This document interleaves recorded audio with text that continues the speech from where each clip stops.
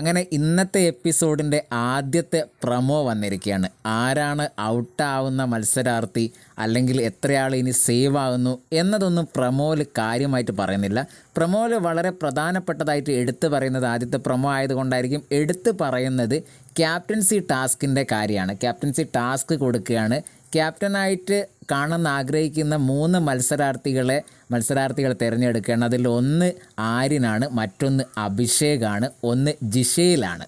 അപ്പോൾ ഇവർ 3 ആൾക്കും കൊടുക്കുന്ന ടാസ്ക് എന്ന് പറയുന്നത് സൈക്കിൾ യജ്ഞമാണ്. അതിലെനിക്ക് തോന്നുന്നു പ്രൊമോ കണ്ടപ്പോൾ ആര്യനും അഭിഷേകിനും അത്രത്തോളം സൈക്കിൾ യജ്ഞത്തിൽ ടാസ്ക് കംപ്ലീറ്റ് ചെയ്യാൻ അല്ലെങ്കിൽ വിജയിക്കാൻ പറ്റിയില്ല.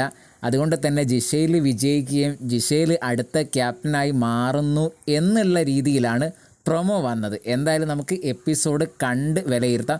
പിന്നെ എന്ന് പറയുന്നത് ഇന്ന് ആര് ഔട്ടാവും എന്ന കാര്യമോ അല്ലെങ്കിൽ എവിക്ഷൻ പ്രക്രിയയുമായി ബന്ധപ്പെട്ട കാര്യമൊന്നും ഇന്നത്തെ പ്രൊമോയിലില്ല.